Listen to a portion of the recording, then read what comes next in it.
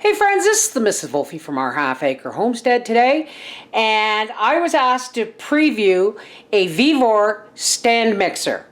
And yes, there's going to be one to give away, and there's a 5% coupon code. So, first off, let's unbox it.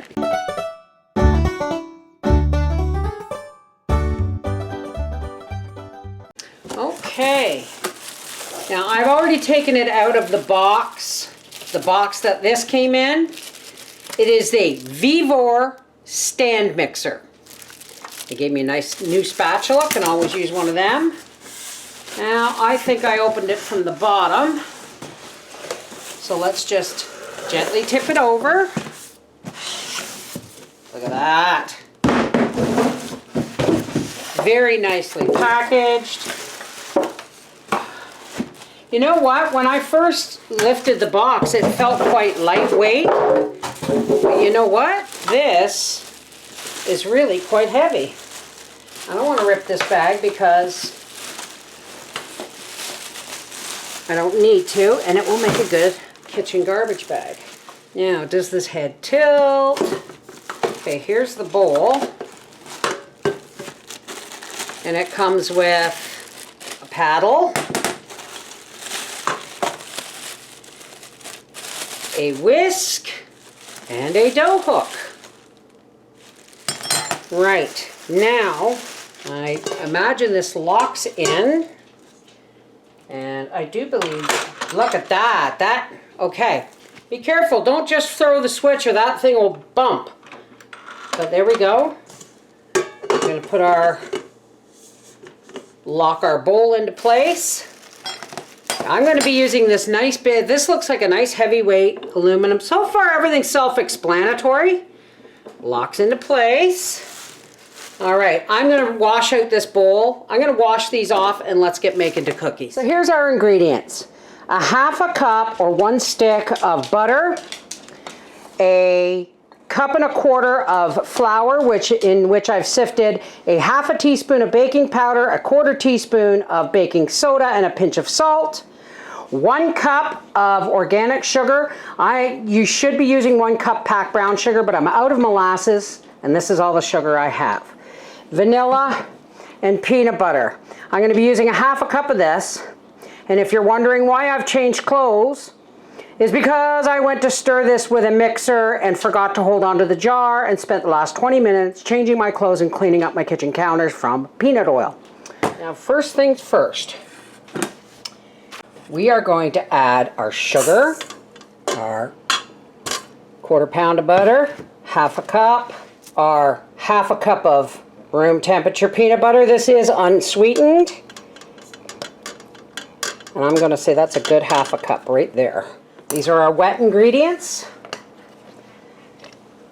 Teaspoon of vanilla and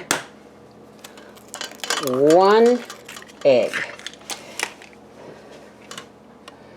This is the only thing that bugs me, is that you have to leave it on up here. This has little rubber grabbers, so that when you put this on, put it on like that. I didn't see that.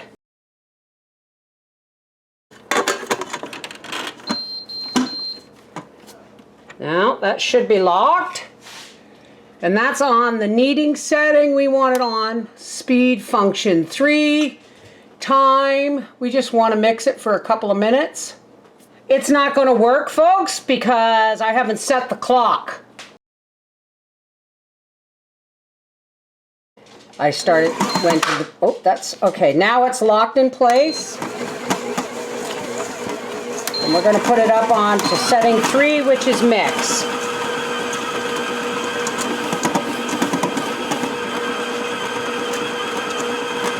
And that's all our wet ingredients.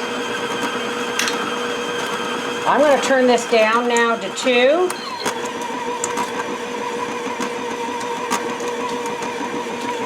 And I'm going to start adding in the flour.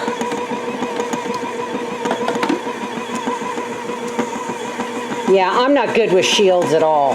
I don't. Now it's on the knead setting, I think. But if you can see here, folks, this thing is bouncing. If this is what it does with peanut butter cookies, I wouldn't want to see it knead bread. All right, we're just gonna shut it off. It did a really nice mixing job, but now I'm gonna put the dough in the fridge to chill for an hour. Now, before I tray up my cookies for baking, I want to tell you, this is a pretty solid, middle-of-the-road mixer. It certainly is not a KitchenAid. However, if you just want it for making cookies and cakes and things like that, it's wonderful. I personally think that if I tried to make my bread in here like I do in my KitchenAid, that I would burn the motor out or break it or both. So, and I'm not fussy on see what I mean? I'm not fussy on programmable stuff. I'm just not. I want something that you can just put it together and go. This was a lot of work to put it together, and I still haven't figured out the programming timer. Okay, well, I do my cookie dough on the tray here. I'll give you my rating on this. The mixer, for look, style, and general appearance, gets an 8 out of 10. Maybe even a 9. For durability, I wouldn't use it for bread, and it was a little rough with the cookie dough. So I'm going to give it a 6 out of 10. And I'm not about to break it, just to prove my point with the bread. For ease of setup and use, a 6 out of 10. For functionality, it gets a 3. I don't like to have to program anything. I like to be able to... The only thing I ever want to program is the timer on my stove. So, all in all, we got a 9, 2 6s, and a 3. So that is 9 and 9 is 18, and 6 is 24, divided by 4. It gets a 6 all around. Now, if you would like this, please leave a comment in the bottom, and I'm going to do a giveaway, or the company is. If you want this, you can have a chance to win one. If you would like to buy one, there is a link for the US and a link for Canada in the description box below this video, and there will be a 5% coupon code also in the description box. Okay? I'm gonna see if my daughter-in-law needs a stand mixer, because we all know who I'm loyal to, folks. KitchenAid. Although I appreciate the company sending me this lovely mixer for me to preview, I'm sorry it's not as good a preview as maybe they were hoping, but you know me, folks. I call it as I see it. I broke my cookie ball thing. Something's missing here so that it'll stay like that. And when I went to move this into a place where it would work properly, I accidentally slipped and that let go, and this thing here caught me right across my finger here. It's bruised. And these are going into a 375 degree oven for 10 to 12 minutes.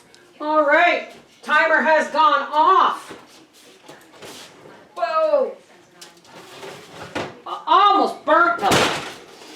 Almost burnt Papa's cookies. And there they are. We're gonna let them cool a little bit before I let Papa tear at them. As for the VEVOR stand mixer, it gets a solid 6 out of 10. I wouldn't personally try using it for bread. You know me, folks. I call it like I see it. Mwah! Take care, God bless.